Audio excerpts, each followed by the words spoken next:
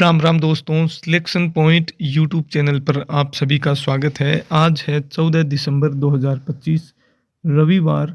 आज के current affairs में हम हमेशा की तरह राजस्थान पत्रिका, दैनिक भास्कर और सूजस की रिपोर्ट पर चर्चा करेंगे।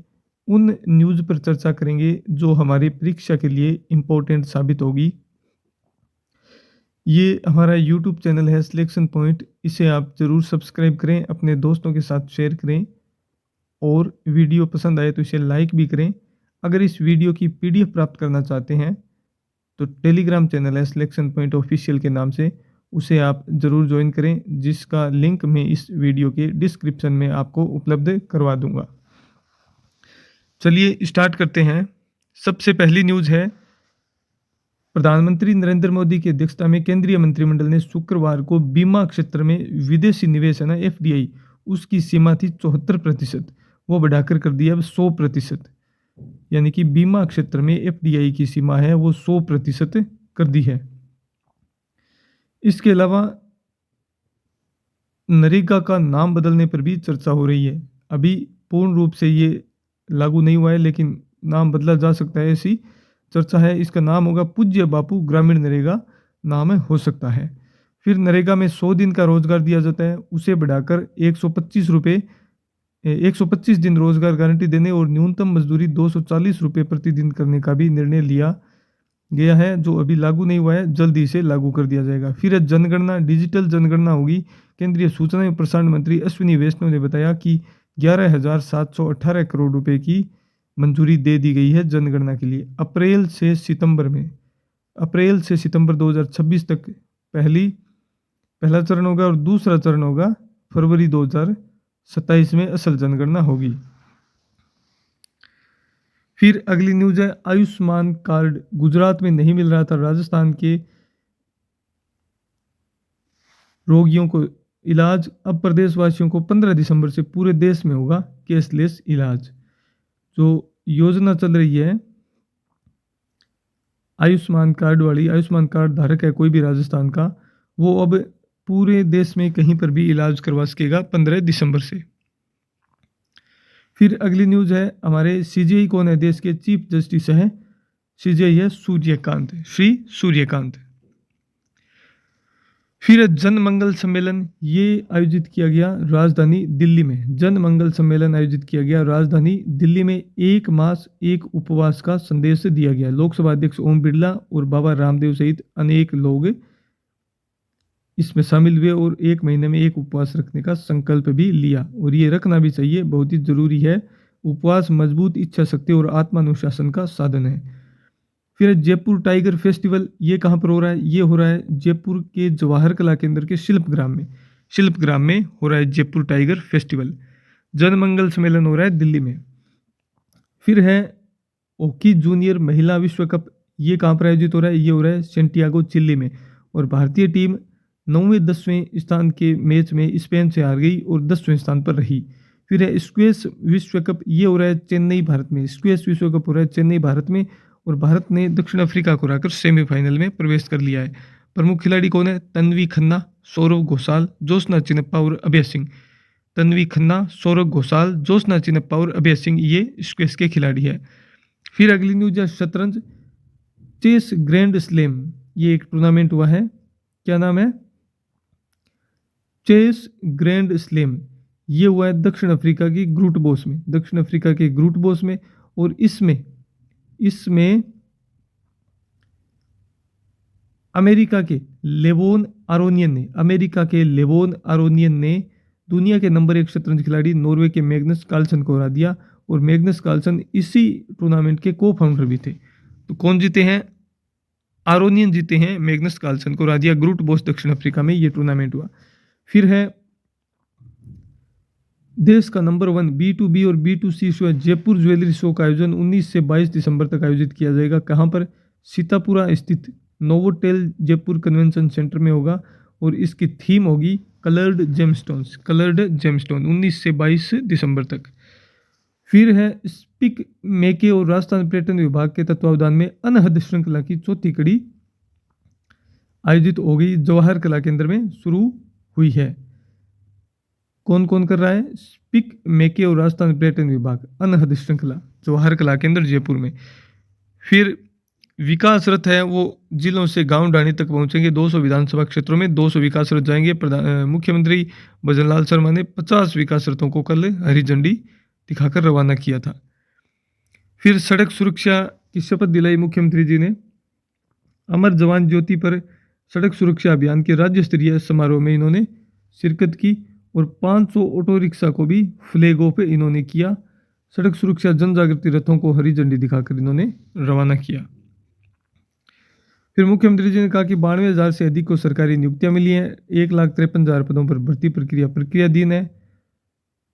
युवाओं के सपने पूरे हो रही है। युवाओं को समयबद्ध रोजगार के लिए परीक्षा कैलेंडर व्यवस्था हो गई है। 296 प्रतियोगी परीक्षाएं आयोजित करवाई गई है। पेपर लीक पर प्रभावी रोकथाम और पारदर्शिता के साथ।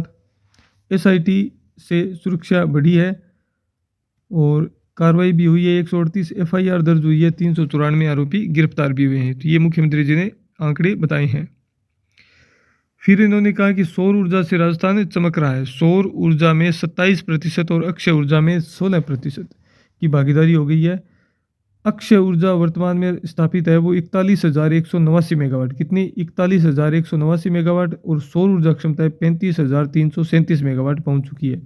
जो देश की कुल सौर ऊर्जा क्षमता में राजस्थान की भागीदारी है वो 27.2% और अक्षय ऊर्जा में 16.43%। बीते 2 वर्षों में अक्षय ऊर्जा में 17,820 मेगावाट की वृद्धि हुई है, जिसमें सौर ऊर्जा का योगदान है 17,326 मेगावाट। इसके अतिरिक्त 45 गीगावाट क्षमता की अक्षय ऊर्जा परियोजनाएं प्रगति पर है और राजस्थान इस प्रगति से देश के सोलर हब के रूप में मजबूती से उभर रहा है।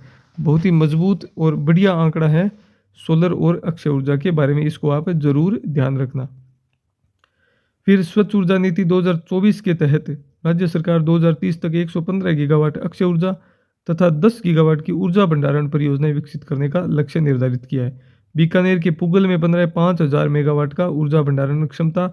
2,450 मेगावाट क्षमता का देश का सबसे बड़ा सोलर पार्क विकसित किया जा रहा है। कितना? 2,450 मेगावाट का। कहाँ पर? पुगल, बीकानेर में।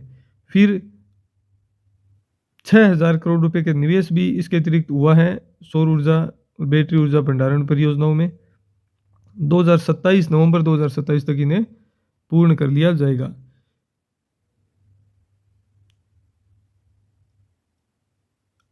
फिर यहाँ बताया गया है कि राइजिंग राजस्थान निवेश समिट में एनर्जी सेक्टर में कुल 28 लाख करोड़ रुपए का एमओयू किए गए थे। कितने? 28 लाख करोड़ रुपए के एमओयू हुए थे। निवेश हुआ था 35 लाख करोड़ रुपए में से।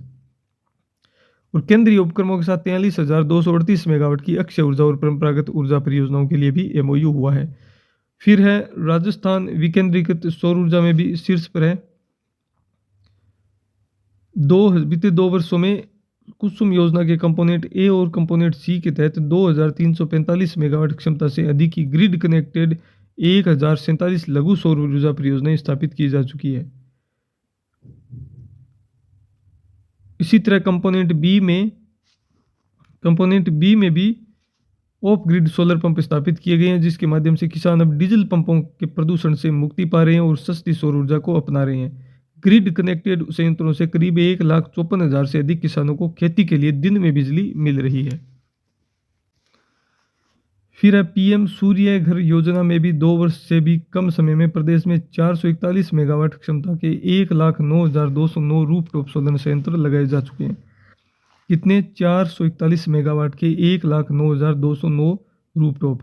फिर पीएम सूर्य घर में स्थापित रूफटॉप सौर ऊर्जा संयंत्रों की संख्या के आधार पर राजस्थान देश में 5वें स्थान पर है। पीएम सूर्य घर में स्थापित रूफटॉप सौर ऊर्जा संयंत्रों की संख्या के आधार पर राजस्थान देश में 5वें स्थान पर है। फिर यहाँ पर एक न्यूज है कि देश की सौर एवं अक्षय ऊर्जा क्षमता वृद्धि में अहम योगदान के लिए राजस्थान को वर्ष 2024 में गुजरात में आयोजित RE इन्वेस्ट समिट में क्रमशः प्रथम और द्वितीय पुरस्कार से सम्मानित किया गया। राजस्थान को कौन सा पुरस्कार मिला है? एक्सीलेंस इन विंड और हाइब्रिड पॉलिसी पुरस्कार।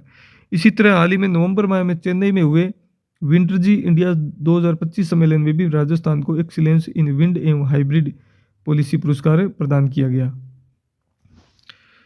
फिर अगली न्यूज है पूर्व IAS राजकुमार गोयल को नया मुख्य सूचना आयुक्त नियुक्त किया गया है। इन्हें शपथ दिलाएगी राष्ट्रपति द्रौपदी मुर्मू। 3 सदस्यीय अध्यक्षता समिति होती है जिनकी प्रधानमंत्री अध्यक्षता करते हैं। एक कैबिनेट मंत्री होते हैं जो केंद्रीय गृह मंत्री अमित शाह, और एक होते हैं विपक्ष के नेता जो राहुल गांधी है। फिर है नील मोहन, इन्हें 2025 टाइम मैगजीन ने सीईओ ऑफ द ईयर घोषित किया है। टाइम मैगजीन ने 2025 का सीईओ ऑफ द ईयर घोषित किया है यूट्यूब के सीईओ नील मोहन को।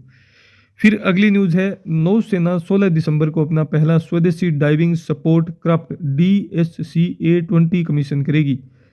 अपना पहला स्वदेशी diving support craft DSCA-20 commission करेगी नौसेना। यह कार्यक्रम कोच्चि में दक्षिणी नौसेना कमान के तहत होगा। कुल 5 DSCA-20 बनाए जाएंगे। इससे नौसेना की अंडर वाटर और तटीय ऑपरेशन क्षमता मजबूत होगी। फिर ये हमने बात कर ली है मनरेगा का नाम बदलकर पूज्य बापू ग्रामीण रोजगार योजना करने की घोषणा, और 100 से 125 दिन किए जाएंगे। फिर कोपरा जलाशय छत्तीसगढ़ का पहली रामसर साइट मिली है। आर्द्र भूमि का दर्जा दिया गया है। यह वर्षा आधारित मीठे पानी का जलाशय है। और कल हमने पढ़ा था एक राजस्थान के भी है, सिलीसेट झील अलवर। फिर बीमा कंपनियों में FDI 74% से बढ़ाकर 100% करने का प्रस्ताव है। यह बिल संसद के शीतकालीन सत्र में पेश होगा। इससे विदेशी निवेश बढ़ेगा। फिर देश की पहली पूरी तरह से डिजिटल जनगणना 2027 11,718 करोड़ रुपए 2 चरणों में होगी। पहली अप्रैल से सितंबर 2026 और दूसरी फरवरी 2027 में। इस जनगणना में जाति गणना भी शामिल होगी। फिर भारतीय मेट्रो दुनिया में तीसरे स्थान पर है। कुल 23 शहरों में मेट्रो चल रही है भारत में। कितने? 23 शहरों में। 21 दिसंबर से शुरू होगी भोपाल मेट्रो, तो इसी के साथ 23 शहर हो जाएंगे। चीन पहले स्थान पर है, अमेरिका दूसरे पर है और भारत तीसरे पर। 248 किमी मेट्रो नेटवर्क था 2014 में, और अब 1013 किलोमीटर से भी ज़्यादा मेट्रो नेटवर्क हो गया है 2025 में। दिल्ली देश का सबसे लंबा मेट्रो सिस्टम है। दिल्ली सबसे लंबा है। भारत की पहली मेट्रो कोलकाता मेट्रो थी। शुरुआत हुई थी 24 अक्टूबर 1984 को। तो 30 सालों में सिर्फ 248 किमी की प्रगति हुई, लेकिन वो टाइम अलग था और अब टाइम अलग है। अब टेक्नोलॉजी ज़्यादा इम्प्रूव हुई है, तो इसलिए ज़्यादा किलोमीटर का नेटवर्क बन रहा है। Word of the day, PACS silica. America ने हाल ही में पैक्स सिलिका पहल शुरू की है। किसने शुरू किया पैक्स सिलिका? USA ने, अमेरिका ने। इसका उद्देश्य सिलिकॉन की सुरक्षित और भरोसेमंद सप्लाई चेन बनाना है। सिलिकॉन एक महत्वपूर्ण खनिज है। इसका इस्तेमाल सेमीकंडक्टर, सोलर एनर्जी, इलेक्ट्रिक वाहन और आर्टिफिशियल इंटेलिजेंस AI में होता है। इस पहल में जापान, दक्षिण Korea, Netherlands, Britain, Singapore, UAE, Australia और इजराइल शामिल है। भारत अभी इस पहल का हिस्सा नहीं है। इसका उद्देश्य सिलिकॉन सप्लाई पर चीन के प्रभाव को कम करना है। अमेरिका ने शुरू की है। फिर है वनडे एशिया कप हो रहा है अंडर 19 का। कहाँ पर हो रहा है? दुबई में। और आज उसका भारत और पाकिस्तान के बीच मैच होगा। भारत और पाकिस्तान के बीच भारत ने अपना पहला मैच जीत लिया था UAE से। वैभव सूर्यवंशी पर सबकी नज़र रहेगी। ग्लोबल चेस लीग शुरू हो रही है। तीसरा ये चरण है। पहला दुबई में हुआ, दूसरा लंदन में, और अब तीसरा होगा भारत में, मुंबई में। और भारत में ये पहली बार हो रहा है। तो ये आज की कुल न्यूज़ थी जिस पर हमने चर्चा की। वीडियो को रिवाइज ज़रूर कीजिए। PDF प्राप्त करने के लिए टेलीग्राम चैनल को आप ज्वाइन कीजिए, सिलेक्शन पॉइंट, जिसका लिंक मैं इस वीडियो के डिस्क्रिप्शन में उपलब्ध करवा दूंगा। और आप डेली करंट अफेयर्स के शॉर्ट नोट्स चाहते हैं तो मैं एक शॉर्ट वीडियो भी जल्दी इस YouTube चैनल पर अपलोड कर दूंगा, जिसे आप ज़रूर देखें। चैनल को सब्सक्राइब करें। वीडियो देखने के लिए बहुत बहुत धन्यवाद।